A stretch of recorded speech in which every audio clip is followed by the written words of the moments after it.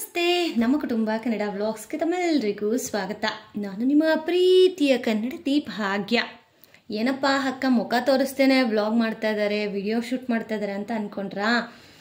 ನಿನ್ನೆ ನಾನು 555 ಮ್ಯಾನಿಫೆಸ್ಟೇಷನ್ ಹಾಕಿದ್ದೆ. ತುಂಬ ಜನ ಅಕ್ಕ ನಮಗೆ ಅಫರ್ಮೇಷನ್ಸ್ ಹೇಗೆ ಮಾಡ್ಕೊಳ್ಳೋದು, ಕನ್ನಡದಲ್ಲಿ ಹೇಗೆ ಮಾಡ್ಕೊಳ್ಳೋದು, ಇಂಗ್ಲೀಷಲ್ಲಿ ಹೇಗೆ ಮಾಡ್ಕೊಳ್ಳೋದು ತಿಳಿಸ್ಕೊಡಿ ಅಂತ ತುಂಬ ಜನ ಕಮೆಂಟ್ ಮಾಡಿದ್ರಿ. ಸೊ ಅದಕ್ಕೆ ಇವತ್ತು ಅಫರ್ಮೇಷನ್ಸು ನಾನು ಬೇಸಿಕ್ ಯಾವ್ಯಾವುದಕ್ಕೆ ಅಂತ ಹೇಳಿ ಒಂದು 5 ಟಾಪಿಕ್ ಮೇಲೆ ಇವತ್ತು ಶೇರ್ ಮಾಡ್ತಾ ಇದ್ದೀನಿ. ಸೊ ತುಂಬ ಚೆನ್ನಾಗಿರುತ್ತೆ ವಿಡಿಯೋ. ಯಾರಿಗೆಲ್ಲ ಬರುತ್ತೆ ದಯವಿಟ್ಟು ಸ್ಕಿಪ್ ಮಾಡಿ, ನೀವು ನೋಡಲೇಬೇಡಿ. ಯಾರಿಗೆ ನೆಸೆಸಿಟಿ ಇದೆಯೋ ಅಂಥವ್ರು ಮಾತ್ರ ಈ ವಿಡಿಯೋ. ಆ್ಯಕ್ಚುಲಿ ಈ ವಿಡಿಯೋ ನಿಮ್ಮವರೆಗೂ ಬಂದಿದೆ ಅಂದರೆ ನೆಸೆಸಿಟಿ ನಿಮಗಿದೆ, ಅದಕ್ಕೇ ನಿಮ್ಮವರೆಗೂ ಬಂದಿದೆ ಅಂತಲೇ ಲೆಕ್ಕ. ಸೊ ನೆಸೆಸಿಟಿ ಇರೋರು ನೋಡಿ ಪಾಸ್ ಮಾಡಿ ಸ್ಕ್ರೀನ್ಶಾಟ್ ತೊಗೊಳ್ಳಿ ಮಾಡಿ. ಇಲ್ಲ ಅಕ್ಕ ನಮ್ಗೆ ಇದು ಬಿಟ್ಟು ಬೇರೆನೇ ಬೇಕು ಅನ್ನೋರು ನೀವು ಬಂದು ಇನ್ಸ್ಟಾಗ್ರಾಮಲ್ಲಿ ಮೆಸೇಜ್ ಮಾಡಿ, ನಾನು ತಿಳಿಸ್ಕೊಡ್ತೀನಿ. ಸ್ವಲ್ಪ ಬ್ಯುಸಿ ಇರ್ತೀನಿ, ನೀವು ಮೆಸೇಜ್ ಮಾಡಿದ ತಕ್ಷಣ ರಿಪ್ಲೈ ಮಾಡದೆ ಹೋಗ್ಬೋದು, ಬಟ್ ರಿಪ್ಲೈ ಅಂತೂ ಮಾಡೇ ಮಾಡ್ತೀನಿ, ಓಕೆನಾ? ಸೊ ಫಸ್ಟಿಗೆ ನಾನು ನಿನ್ನೆ ಹೇಳ್ದಾಗೇ ನೀವು ಯಾವತ್ತು ಶುರು ಮಾಡ್ತೀರಾ ಅದರ ಡೇಟ್ ಸಮೇತ ನೀವು ಹಾಕ್ಕೋಬೇಕು. ಫಾರ್ ಎಕ್ಸಾಂಪಲ್ ಇವತ್ತು ನಾನು ಗುರುವಾರ, ಎಂಥ ಒಳ್ಳೆಯ ದಿನ ನಿಮಗೆ ವಿಡಿಯೋ ಮಾಡ್ತಾ ಇದ್ದೀನಿ ಗೊತ್ತಾ? ಸೊ ಗುರುವಾರ ನಾನು ಶುರು ಮಾಡ್ತಾ ಇರೋದು. ಇವತ್ತು ಡೇಟ್ ಬಂದು 21 8th month 2025, ಓಕೆನಾ? ಇದ್ರ ಕೆಳಗಡೆ ನಾನು ಡೇಟನ್ನು ಸಹ ಬರೆದ್ಬಿಡ್ತೀನಿ. ಇವತ್ತು ಡೇಟು ಥರ್ಸ್ಡೇ. ಇದು ಇಂಗ್ಲೀಷಲ್ಲೇ ಬರಿಬೇಕು ಅಂತಲ್ಲ, ನೀವು ಕನ್ನಡದಲ್ಲೂ ಬರ್ಬೋದು ಗುರುವಾರ ಅಂತ ಹೇಳಿ, ಓಕೆನಾ? ಸೊ ನಾನು ನಿನ್ನೆ ಹೇಳಿದೆ ಏನಂತ ಬರಿಬೇಕು. ಫಸ್ಟಿಗೆ ಥ್ಯಾಂಕ್ ಯು ಯೂನಿವರ್ಸ್. ನೋಡ್ದಾ, ಯೂನಿವರ್ಸ್ ಅಂದ ತಕ್ಷಣ ಹೆಂಗೆಲ್ಲ ಸೈನ್ಸು ಕೊಡ್ತಾ ಇದೆ ಅಂತ ನಿಮಗೆ ಗೊತ್ತಾಯ್ತಾ? ಸೌಂಡ್ ಬಂತಾ ನೋಡಿ, ನಾನು ಬರೀತಾ ಇದ್ದೀನಿ ಇನ್ನೂ. ಆಲ್ರೆಡಿ ನನಗೆ ಒಂದು ಒಳ್ಳೆ ಶುಭಶಕುನ ಅಂತಾರಲ್ಲ ಹಾಗೆ ಕೇಳಿಸ್ತಾ ಇದೆ, ಓಕೆನಾ? ಇದನ್ನು ಕನ್ನಡದಲ್ಲಿ ಹೇಗೆ ಬರಿಬೇಕು ಅಂತಂದರೆ, ವಿಶ್ವಶಕ್ತಿ ಅಥವಾ ವಿಶ್ವಶಕ್ತಿ ಅಂತನಾದರೂ ಬರಿಬೋದು, ಅಥವಾ ಬ್ರಹ್ಮಾಂಡ ಶಕ್ತಿಗೆ ಧನ್ಯವಾದಗಳು,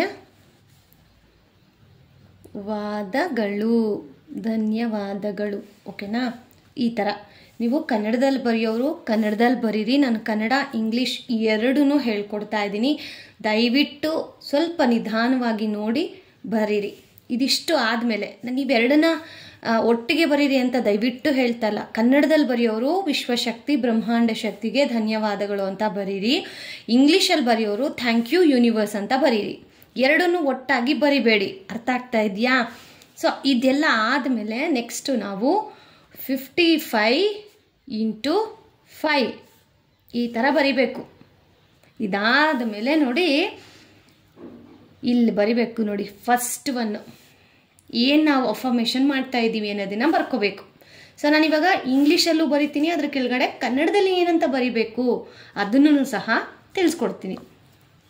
ಯೂಶಲಿ ನಾವು ಫಸ್ಟ್ ಏನನ್ನು ಪ್ರಿಫರ್ ಮಾಡ್ತೀವಿ, ಫೈನಾನ್ಷಿಯಲ್ ಫ್ರೀಡಮ್. ಸೊ ಅದನ್ನು ಹೇಗೆ ಬರಿಬೇಕು ಅಂತಂದರೆ, I am happily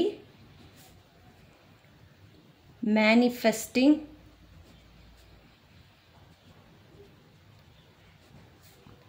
my financial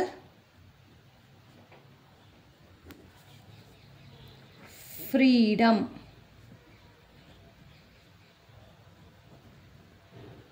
ಇದು ಇಂಗ್ಲೀಷಲ್ಲಿ. ಇಲ್ಲಿ ಕಾಮ ಇಡಲೇಬೇಕು ನೀವು, ಓಕೆನಾ? ಈಗ ಕನ್ನಡದಲ್ಲಿ ಹೇಗೆ ಬರೆಯೋದು, ಫಸ್ಟ್ ಒನ್ ಅಂತ ಹಿಂಗೆ ಹಾಕ್ತೀನಿ. ಕನ್ನಡದಲ್ಲಿ ಹೆಂಗೆ ಬರೆಯೋದು ಅಂತಂದರೆ,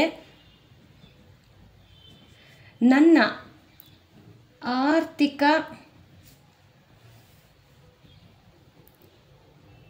ಸ್ವಾತಂತ್ರ್ಯವನ್ನು ನಾನು ಸಂತೋಷದಿಂದ ಪ್ರಕಟಿಸುತ್ತಿದ್ದೇನೆ. ಈ ರೀತಿ ಕನ್ನಡದಲ್ಲಿ ಬರೆಯೋರು ಈ ರೀತಿ ಬರೀಬೇಕು. ಸೆಕೆಂಡ್ ಒನ್, ಇವಾಗ ತುಂಬ ಜನಕ್ಕೆ ಪರ್ ಮಂತ್ ಜಾಬ್ ಮಾಡ್ತಾ ಇರ್ತೀರ ಅಥವಾ ಬಿಸ್ನೆಸ್ ಮಾಡ್ತಾ ಇರ್ತೀರ. ಸೊ ಬಿಸ್ನೆಸ್ ಮಾಡೋರು ಯಾವ ರೀತಿ ಅಫರ್ಮೇಷನನ್ನು ಮಾಡ್ಕೋಬೋದು ಅಂತ ಅಂದರೆ, ಐ ಹ್ಯಾವ್ ಆಲ್ರೆಡಿ ಮ್ಯಾನಿಫೆಸ್ಟಿಂಗ್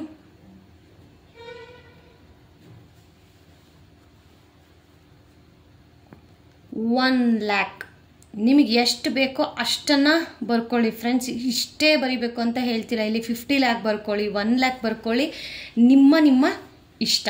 ಓಕೆನಾ? 1 lakh ಪರ್ ಮಂತ್.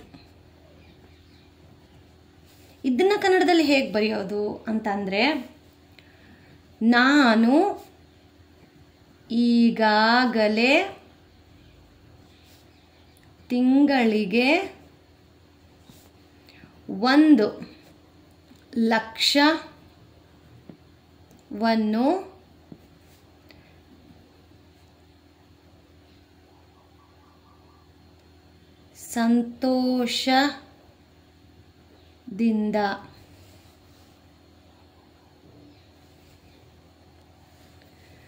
ಸಂತೋಷದಿಂದ ಮತ್ತು ನೋಡಿ, ನಾನಿಲ್ಲಿ ಪರ್ ಮಂತ್ ಅಂತ ಹೇಳಿದ್ದೀನಿ. ನಿಮಗೆ ಪರ್ ಮಂತ್ ಕಷ್ಟಪಟ್ಟು ನಂಗೆ ದುಡಿಯೋಕ್ಕೆ ಆಗಲ್ಲ, ನನಗೆ ಈಸಿಯಾಗಿ ಬರಬೇಕು ಅನ್ನೋರು ಹೇಗೆ ಇದನ್ನೇ ಕನ್ವರ್ಟ್ ಹೇಗೆ ಮಾಡ್ಬೋದು ಅಂತಂದರೆ, ಇಲ್ಲಿ 1 lakh ಪರ್ ಮಂತ್ ಅಂತ ಆದಮೇಲೆ ಪಕ್ಕದಲ್ಲಿ ಹ್ಯಾಪಿಲಿ ಆ್ಯಂಡ್ ಈಸಿಲಿ ಹಿಂಗೆ ಬರ್ಕೊಳ್ಳಿ. ಹ್ಯಾಪಿಲಿ ಆ್ಯಂಡ್ ಈಸಿಲಿ ಇದಕ್ಕೆ ಆ್ಯಡ್ ಮಾಡ್ಕೊಳ್ಳಿ. ಓಕೆನಾ? ಇಲ್ಲಿ ಫುಲ್ ಸ್ಟಾಪ್ ಬೇಡ, ಹ್ಯಾಪಿಲಿ ಅಂತ ಇದಕ್ಕೆ ಹಂಗೆ ಮಾಡ್ಕೊಳ್ಳಿ. ಕನ್ನಡದಲ್ಲಿ ಹೆಂಗೆ? ನಾನು ಈಗಾಗಲೇ ತಿಂಗಳಿಗೆ 1,00,000 ಸಂತೋಷದಿಂದ ಮತ್ತು ಸುಲಭವಾಗಿ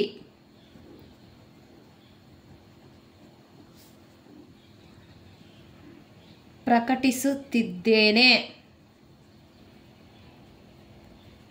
ಅಂತ ಬರ್ಕೋಬೇಕಾಗತ್ತೆ. ಅರ್ಥ ಆಗ್ತದೆಯಾ ಫ್ರೆಂಡ್ಸ್? ದಯವಿಟ್ಟು ಅರ್ಥ ಆಗಲಿಲ್ಲ ಅಂದರೆ ನೀವು ಮೆಸೇಜ್ ಮಾಡಿ, ಪರವಾಗಿಲ್ಲ, ನಾನು ರಿಪ್ಲೈ ಮಾಡೇ ಮಾಡ್ತೀನಿ. ಓಕೆನಾ? ಸೊ ಇದಾದಮೇಲೆ ಜಾಬ್ ಬಗ್ಗೆ. ಇವಾಗ ಇದು ಬಿಸ್ನೆಸ್ ಮಾಡೋರ್ಗಾಯ್ತು. ಇವಾಗ ಜಾಬ್ ಇರೋರು ನಾವು ಹೆಂಗೆ ಅಫರ್ಮೇಷನನ್ನು ಬರ್ಕೋಬೇಕು ಅಂತಂದರೆ, ಸೇಮ್ ಇದೇ ಥರನೇ I have my dream job. ಅದಾದಮೇಲೆ ಸ್ಯಾಲ್ರಿನೂ ಬೇಕಲ್ಲ ನಮಗೆ. ಸೊ ಜಾಬ್ ಆ್ಯಂಡ್ ಐ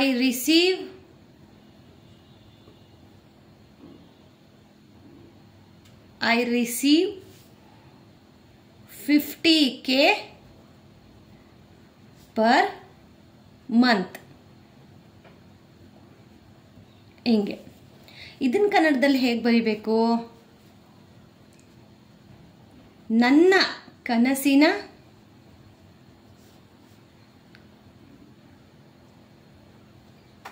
ಕೆಲಸವಿದೆ ಮತ್ತು ನಾನು ತಿಂಗಳಿಗೆ 50,000 ಸ್ವೀಕರಿಸುತ್ತೇನೆ.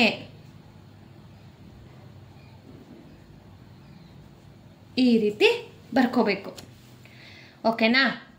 ಸೊ ಇವಾಗ ಇದಿಷ್ಟು ಆಯಿತು. ರಿಲೇಷನ್ಶಿಪ್ಗೆ ಏನಂತ ಬರಿಬೇಕು?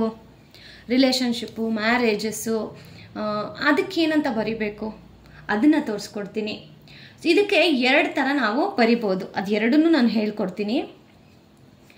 I have married to my dream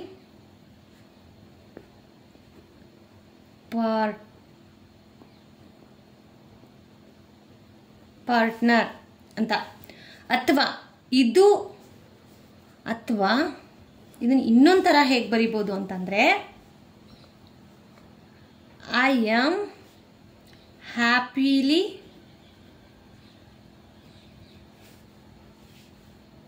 settled with my partner. ಈ ರೀತಿ ಇದನ್ನು ಕನ್ನಡದಲ್ಲಿ ಹೇಗೆ ಬರಿಬೇಕು?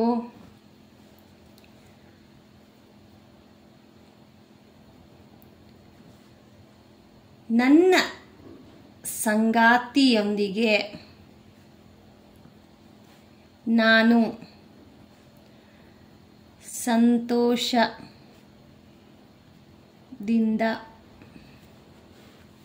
ಜೀವನ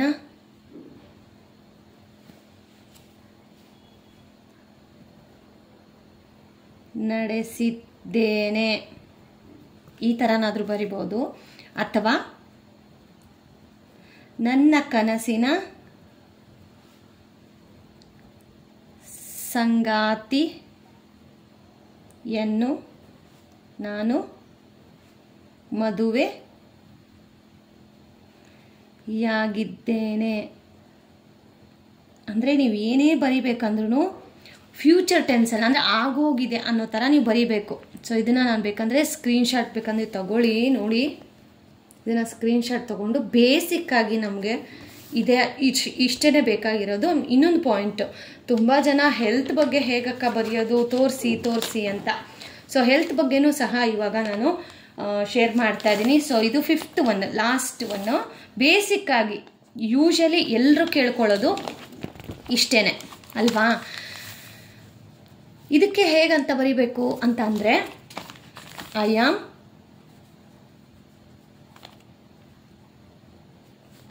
ವೆರಿ ಹೆಲ್ತಿ. ಇಷ್ಟೇ. ಇದನ್ನ ಕನ್ನಡದಲ್ಲಿ ಹೇಗೆ ಬರೆಯೋದು ನಾವು? ನಾನು ತುಂಬ ಆರೋಗ್ಯವಾಗಿದ್ದೇನೆ.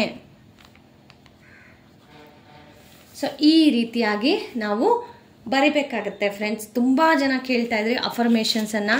ಸೊ ಇಲ್ಲಿ ಆಲ್ರೆಡಿ ನಾನು ನಿಮಗೆ ಶೇರ್ ಮಾಡಿದ್ದೀನಿ. ಯೂಶ್ವಲಿ ನಾವೇನಕ್ಕೆ ಮಾಡ್ತೀವಿ, ಫೈನಾನ್ಷಿಯಲಿಗೆ, ಆಮೇಲೆ ಬಿಸ್ನೆಸ್ಗೆ, ಜಾಬ್ಗೆ ಆ್ಯಂಡ್ ಆಲ್ಸೋ ರಿಲೇಷನ್ಶಿಪ್, ಪಾರ್ಟ್ನರ್ಶಿಪ್ಸ್ಗೆ, ಓಕೆನಾ? ಅದಾದಮೇಲೆ ಹೆಲ್ತ್ಗೆ. ಸೊ ಬೇಸಿಕ್ ನಮಗೆ ಬೇಕಾಗಿರೋದು ಇದು ಬೇಸಿಕ್. ಇದಕ್ಕೆ ಮೀರಿ ಇನ್ನೂ ಏನಾದರೂ ನಿಮಗೆ ಮ್ಯಾನಿಫೆಸ್ಟೇಷನ್ ಇದೆ ಅಂತಂದರೆ ನೀವು ಕಮೆಂಟ್ ಮಾಡಿ. ಆ್ಯಂಡ್ ಇದನ್ನು ದಯವಿಟ್ಟು ಸ್ಕ್ರೀನ್ಶಾಟ್ ತೊಗೊಂಡು ನೀವು ಈ ಥರನಾದರೂ ಬರ್ಕೊಳ್ಳಿ. ಅಥವಾ ನಿಮಗಿಷ್ಟ ಬಂದವಂಗೆ, ನಾನು ಆಗಲೇ ಹೇಳ್ದಾಗೇ ಯಾರಿಗೆಲ್ಲ ಬರುತ್ತೆ ಅಂಥವ್ರಿಗೆ ಈ ವಿಡಿಯೋ ಅಲ್ಲ, ಯಾರಿಗೆ ಬರೋದಿಲ್ವೋ ಅಂಥವ್ರಿಗೆ ಮಾತ್ರನೇ ನಾನು ಈ ವಿಡಿಯೋನ ಶೇರ್ ಮಾಡಿರೋದು. ಸೊ ಹೋಪ್ ಇವತ್ತಿನ ವಿಡಿಯೋ ನಿಮಗೆ ಯೂಸ್ಫುಲ್ ಆಗಿದೆ ಅಂತ ಹೇಳಿ ಅನ್ಕೋತೀನಿ. ದಯವಿಟ್ಟು ನಿಮಗೆ ಯೂಸ್ಫುಲ್ ಆಗಿದೆ ಅಂತಂದರೆ ಒಂದು ಕಮೆಂಟನ್ನು ಹಾಕಿ ವೆರಿ ಯೂಸ್ಫುಲ್ ಅಂತ ಹೇಳಿ ನಿಮ್ಮ ಫ್ರೆಂಡ್ಸ್ ಆ್ಯಂಡ್ ಫ್ಯಾಮಿಲಿಗೂ ಶೇರ್ ಮಾಡಿ. ಸೊ ಇದಾಗಿತ್ತು ಇವತ್ತಿನ video. Thank you so much. Lots of love.